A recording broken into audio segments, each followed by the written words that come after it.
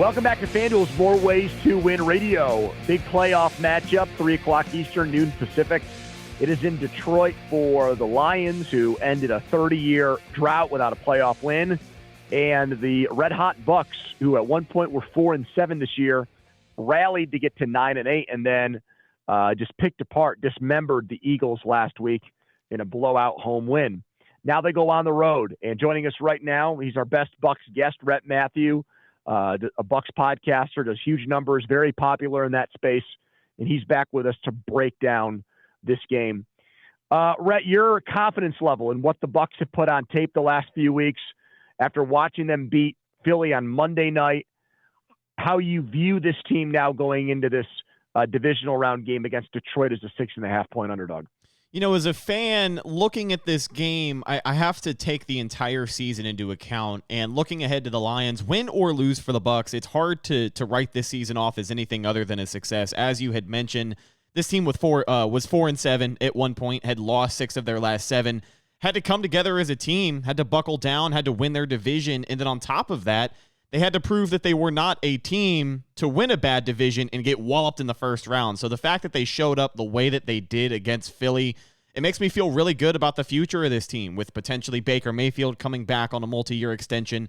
Todd Bowles definitely going to be back as head coach at Tampa Bay next year, and if Dave Canales doesn't end up taking the Panthers job, he should be back for another year running the offense. So I'm excited to see the growth. I'm excited to finally see something pay off, and the fact that, at one point I was mentally checked out enough to get rid of Todd Bowles. I was ready for that to happen. I was expecting it to happen, and the way that they have come down here the second half of the season and played really the best they have as a team all year, it gets you excited, especially when they are getting hot at exactly the right time. We saw what happened to Philly, 1-5 in their last 6 games, and they couldn't even bother to show up there in the wild card round. So the Bucs have showed up at the right time, and they get a chance to right some wrongs. You know, this is a Detroit team that absolutely handled them back in Week 6 out of the bye week, 20-6 the final score in that game, but it really didn't even feel like a 14-point contest.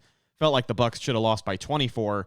But whenever they get a chance to match up against a team that has absolutely owned them earlier in the season like Philly, you saw what they did. So I am optimistic about this matchup, and I think if the Bucs can continue to play the brand of football that they have here in the second half of the season, it's going to be a tough game for Detroit, but looking for an entertaining game nonetheless. Brett, anything from that game back in early October between the Lions and Bucs down in Tampa that scares you or would worry Bucs bettors in this game later on as a 6.5-point underdog? I think it's going to be the presence of both of those starting running backs for Detroit. They were without Jahmyr Gibbs back in Week 6, and David Montgomery went down in the first half of that game with an injury. So both of those guys are back. They're healthy, and they're playing well. So it's another dynamic of this Lions offense that the Bucs didn't necessarily face last time. But even last time, the Lions, they couldn't run the ball. They didn't even have to. Jared Goff sat back, was, pretty protected by his offensive line for most of the day, and he carved the Bucs up in that one. 353 passing yards through the air for him. So, I know I know Philly was playing from behind last week, but I thought the Bucs run defense showed up, did a really good job at stifling one of the better rushing attacks in the NFL. So I'm curious to see if they're able to make the Lions one-dimensional at all this week, but I would say the presence of those two running backs is going to be the biggest X factor, in my opinion, for what the Lions bring to the table on offense. They could wreck the game if they get going early. Producer wants me to make sure that I ask you about Mayfield here. Over 300 yards and 3 touchdowns against Philly. Brady never did that in a Bucs uniform. It was, from a statistical standpoint, probably the best quarterback performance by a Buccaneer in the playoffs ever. Your thoughts on Baker Mayfield going into this game, Rhett, and his transformation in the second half of the season from a guy who maybe some Bucs fans thought, hey, the season's over, let's take a look at Kyle Trask and see what we have there, versus now where it looks like fait accompli. They're going to give him a big contract extension this offseason. Yeah, I like Baker, and I like this matchup for him, not only because, the Lions secondary has been pointed out as one of their biggest weaknesses on the defensive side of the ball, but Baker's also got defensive backs for Detroit talking bad about him. C.J. Gardner-Johnson came out, made some headlines. Dumb. They went back and forth. So Baker's a guy who already plays with a chip on his shoulder. He has this entire season, and it earned him a long-term extension with Tampa Bay. So I hope he does it again this weekend. Honestly, I have become such a huge fan of this guy. And, there were a lot of questions coming into the year about how consistent he could be as a starting quarterback. But then the counter argument is, well, provide him with a stable atmosphere and he will perform. And I think given that, what he's done in his first season with Dave Canales as offensive coordinator, his first season as quarterback of the Bucs, he has been great. I'm a big fan of him, and I fully support them signing him to another contract. But, the games that really won him over for me, and I think a lot of the other fan base, was not only the perfect passer rating on the road against the Packers, but then following it up the week after that on Christmas Eve and absolutely destroying the Jaguars. Still one of the best complimentary games we have seen the Bucs play this year. But, that Jacksonville game, the way that Baker stepped up, and even the Philly game, I guess, could be included in this conversation now. The way Baker stepped up, protected the football, and played his best when it mattered the most, that means a lot to me. And I'm excited to see, what he's going to look like in year 2 of a Dave Canales offense, because he has already exceeded expectations for me week 1. But as far as this week, I think it could be another good week throwing the football if he goes out there and just plays a little bit pissed off the way he has these last few weeks. We're talking to Rhett Matthew here, who does a great job talking Bucs down in Tampa, one of the best Bucs talkers there is out there on a Tampa Bay team that's 9-8 and still playing in the postseason after their 32-9 win over the Eagles last week here on FanDuel's More Ways to Win Radio. The Bucs defense, if you go by points allowed, Rhett, one of the 10 best in the NFL this season. They held Philadelphia to single digits. They shut out Carolina the week before. Are they a byproduct of playing a weak schedule, or is this defense, in your opinion, legit? I think this defense is legit. I don't think they'll get the respect they deserve around league circles because of the schedule you had mentioned and some of the inconsistencies. This defense kind of had a rough period in the middle of the season. The entire team did, but the defense especially. And that has been Todd Bowles' bread and butter since he got here to Tampa Bay. But I think they have had a little bit of a resurgence here in the second half of the season. On top of Todd Bowles being, a really good play caller on the defensive side of the ball, one of the things that they have done a lot more here in the postseason that we didn't entirely see in the regular season, it's mixing up defensive fronts, but mixing up and disguising their defensive fronts in such a way that the opposing quarterback has no idea what the hell he's looking at. Last week, we saw 350-pound Vita Vea drop back into zone coverage for the Tampa Bay Buccaneers, which is nothing new. We saw Ndamukong Suh do it in previous seasons. We saw Yaya Diaby, the rookie outside linebacker. They used him as a stand-up middle linebacker and just sent him after the quarterback last week. So I think some more deception along that defensive line is going to do them some favors this week, but I also have to show some love to the 2 rookies from the 2023 Buccaneers draft class. Outside linebacker Yaya Diaby, who is a 3rd-round pick from Louisville, was not a starter on this team until week 12. He leads the team, finished his first season with 7.5 sacks, which is absolutely incredible. One of the most productive rookie seasons from a Bucs defensive lineman I can remember. And then right next to him playing the interior, Kalijah Kancey, that 1st-round pick from Pitt. He only had 4 sacks from the interior spot this year, but he has been a presence.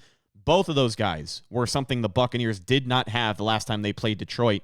So just another element to this defense. And I think this defense is going to get some people's attention this week. I don't think it's going to be, I definitely don't think they're going to neutralize the Lions offense. The Lions are too good of a team. But I think they'll make some plays here. And hopefully if the Bucs can protect the ball, I think this defense can force a couple of takeaways and help the Bucs win the turnover battle this week.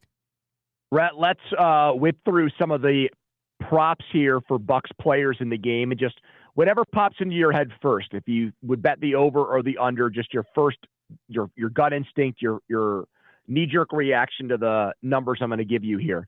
Baker Mayfield over under 260.5 passing yards in this game. Man, that line's moved a lot. I think when it opened up a couple of days ago, it was somewhere around the 240s, and the odds were pretty good for it too.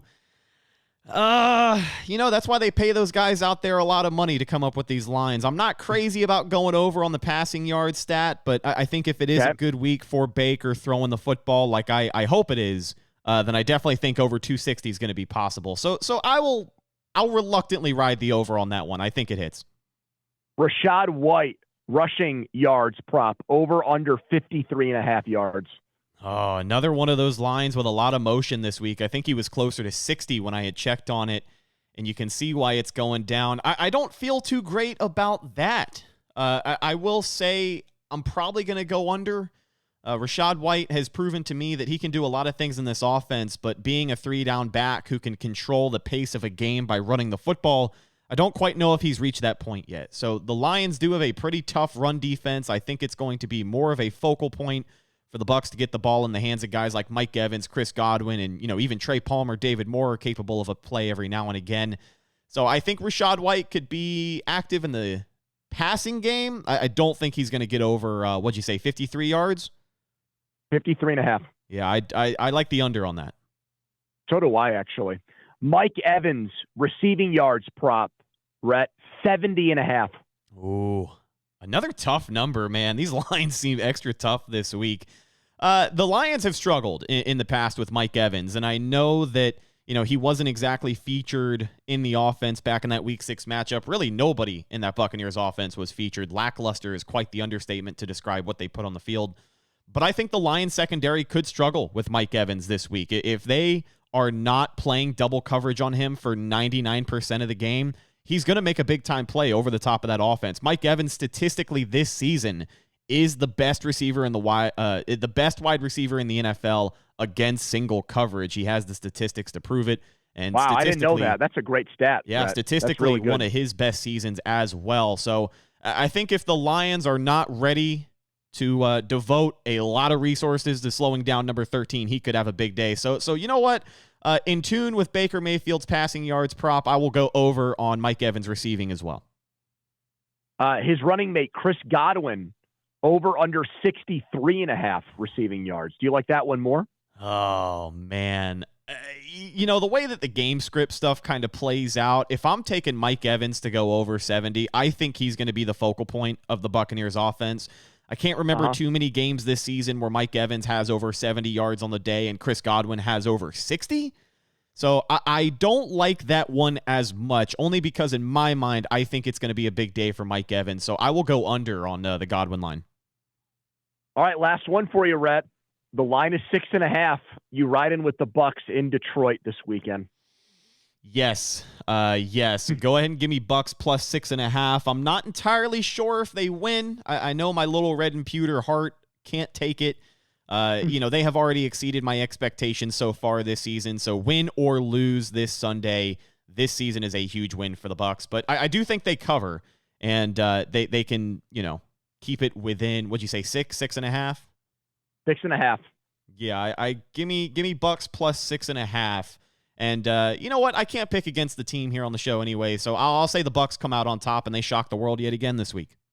Brett, I think they win the game outright. So even though that sounds like a homer pick, that's my upset special this week too. So we'll both be riding with Baker and the boys. 3:00 Sunday afternoon, noon Eastern. Rhett Matthew. Rhett, tell everybody one more time where they can get your stuff. You can find me on Instagram and Twitter at Retticus, RHETTAKUS. If you follow me, I will follow you back. And then check out the podcast if you're into the Tampa Bay Buccaneers. We are the Cannon Fire podcast, available with video on YouTube. And you can find us anywhere else you download a podcast. Social media as well, all of those at Cannon Fire Podcast. Rhett, thank you so much. Maybe we'll be talking again next week. Appreciate you coming on FanDuel's More Ways to Win Radio. Absolutely. Always a pleasure. See you soon. Back with more after this.